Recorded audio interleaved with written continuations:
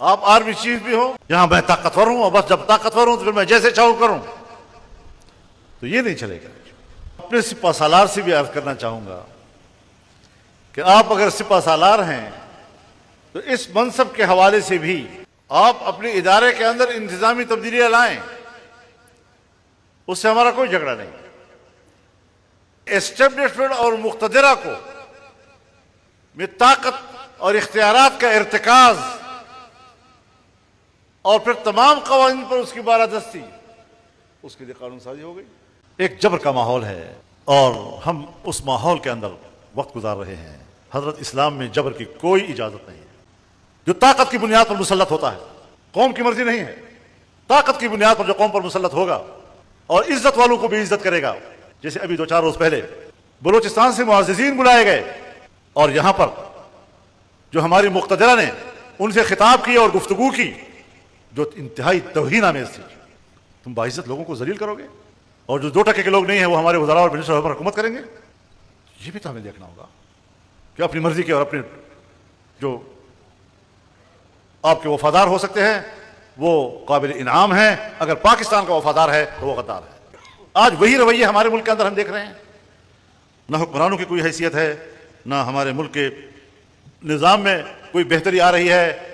سپاہی کا پورا علاقہ جو ہے اس وقت مسلح گروہوں کے ہاتھ میں ہے, وہاں گوادر تک. اور السلام علیکم ناظرین کرام, آپ کو مکمل ویڈیو دکھاتے ہیں. اسلام آباد سے ایک ویڈیو وائرل ہے, پورا ملک اس پر بات کر رہا ہے. طلبہ کے ساتھ جو معاملہ پیش آیا اسلام آباد سرحد یونیورسٹی کے اندر, اس پر پورا ملک چیخ پڑا ہے. دوسری طرف مولانا فضل الرحمان نے ملک کے طاقتوروں کو مخاطب کرتے ہوئے وہ کچھ کہہ دیا کوئی سوچ نہیں سکتا تھا. اپنی پچھلی تقریروں کے ریکارڈ توڑ دیے. آپ یہ ویڈیو دیکھیے پھر اس پر بات کرتے ہیں. سپاہی کا پورا علاقہ جو ہے اس وقت مسلح گروہوں کے ہاتھ میں ہے, وہاں گوادر تک. اور اب نیا بحث کہ ہم صوبے بنائیں گے. میں نے کہا کوئی عقل بھی ہے تمہارے اندر؟ کمبختو سوچو تو صحیح. ایک گھر ہے, اس کے ایک حصے میں آگ لگی ہوئی ہے, دوسرے حصے میں آگ لگی ہوئی ہے. کیا اس ماحول میں بھائی بیٹھ کر یہ کہہ سکتے ہیں کہ آئیے ذرا مکان گھر جو ہے اس کو تقسیم کر لیں؟ ان شعلوں کے اندر آپ صوبوں کی بات کر رہے ہیں. صوبے بنتے رہتے ہیں, دنیا میں بھی بنتے ہیں, انڈیا میں بھی بنتے ہیں, لیکن نہ ماحول اس وقت موجود ہے نہ تیاری ہے. بس ایک ادارے اور ایک ادارے کے سربراہ کی خواہش ہے اور وہ جبراً قوم پر مسلط کر رہا ہے. تو ہم نے اس کا مشاہدہ کیا ہے کہ فاٹا انضمام پر ہم چیخ رہے تھے کہ وقت نہیں ہے, ابھی تم تیار نہیں ہو, ماحول نہیں ہے. آپ نے کہا نہیں, بن کے رہے گا. تو مجھے تو اس وقت بھی پتا ہے کہ اس کے پیچھے تو میں کیسے کہوں گا کہ آج صوبوں کی تقسیم اور ملک کے اندر یہ افراتفری, اس کے لیے بیرونی دباؤ نہیں ہوگا. اور تم خود اتنے تکڑے ہو کہ ملک کے اندر یہ رسک لے رہے ہو. اور صوبوں کو کیوں توڑا جا رہا ہے؟ اس لیے نہیں کہ اصولی طور پر یونٹ بنتے ہیں اور پوری دنیا میں ہو رہے ہیں اور انڈیا میں بھی ہو رہا ہے. اس لیے کہ 18ویں ترمیم میں NFC ایوارڈ آئینی طور پر طے ہوا کہ محصولات میں صوبوں کے حصے میں اضافہ کیا جا سکے گا اور کمی نہیں کی جا سکے گی. اور اس وقت شاید 49% محصولات کے صوبوں کے لیے تھا, بڑھتے بڑھتے شاید 56-57% تک پہنچ. یہ ہے وہ چیز جس کے لیے وہ صوبوں کو توڑنا چاہتے ہیں تاکہ اثر نو ہم نیا NFC ایوارڈ کریں گے. اور پختوں کے وہی سپگی دی پارے ٹول برستانوں سوزا.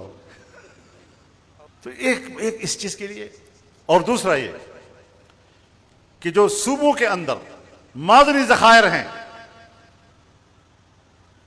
ان پر صوبوں کے عوام کا حق ہے. 18ویں ترمیم کے تحت وہ صوبوں کی ملکیت ہے.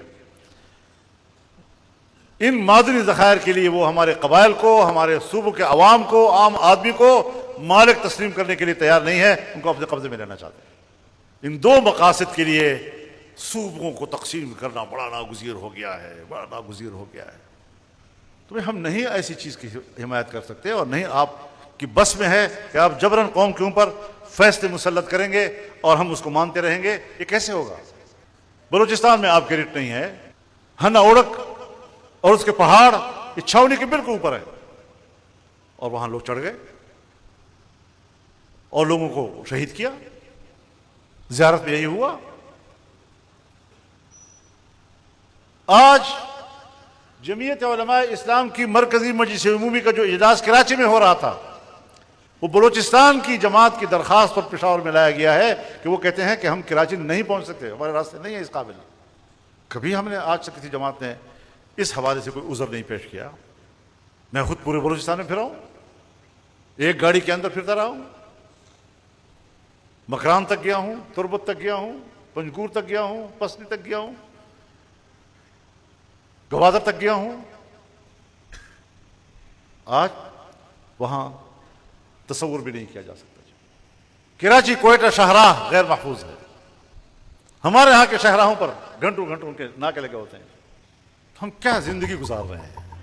ہمیں ٹھنڈی زمین تو دو، ہمیں امن تو دو.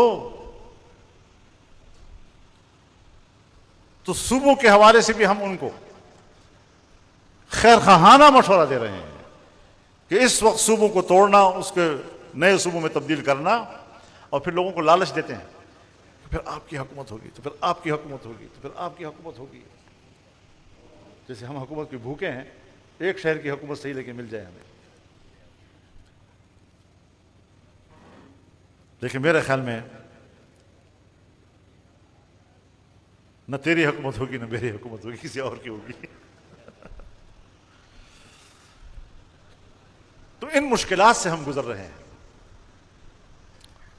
بلوچ علاقوں میں خون ریزی ہو رہی ہے، جنگ ہے. پشتون علاقوں میں جنگ ہے، خیبر پختونخوا میں جنگ ہے. کشمیر میں راولا کوٹ میں 3 مہینے ہو گئے ہیں لوگ بیٹھے ہیں، یہ ان سے بات کرنے کے لیے تیار نہیں ہے. کیا مقاصد ہے؟ رفتہ رفتہ اس میں ان عناصر کو غلبہ مل رہا ہے جو خود مختار کشمیر کی بات کرتے ہیں. جذبات میں تبدیلی آ رہی ہے. کیا مقصد ہے؟ کیا اس ملک کو توڑنا ہے؟ ناظرین کرام، آپ نے ویڈیو دیکھی. آج مولانا فضل الرحمان نے وہ چیزیں قوم کے سامنے رکھ دی جن کو کافی عرصے سے چھپانے کی کوشش کی جا رہی تھی. مولانا فضل الرحمان نے کھل کر بات کرتے ہوئے کہا کہ صوبوں کی تقسیم کا اصل مقصد اور اصل مشن کچھ اور ہے. یہ صوبوں کی خود مختاری کو ختم کرنا چاہتے ہیں، لیکن اس طرح ہم کسی بھی صورت اس معاملے کو آگے نہیں بڑھنے دیں گے.